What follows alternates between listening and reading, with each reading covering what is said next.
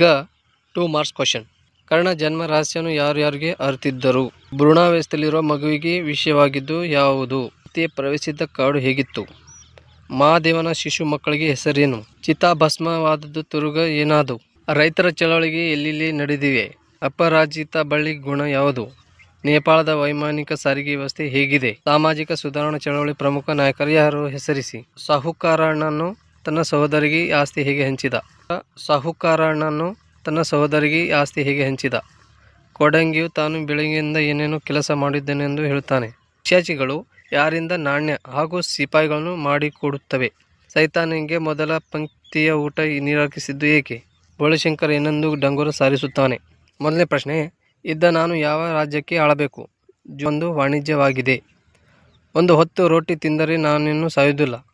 ತಲೆಯಿಂದ ಕೆಲಸ ಮಾಡುವುದು ಹೇಗೆ ಹೇಳಿಕೊಡುತ್ತೇನೆ. ಈಗ 4 ಅಂಕದ ಪ್ರಶ್ನೆಗಳು. ಚೆನ್ನಯ್ಯ ತನ್ನ ಕಾಯಕವನ್ನು ಹೇಗೆ ಮಾಡುತ್ತಿದ್ದ?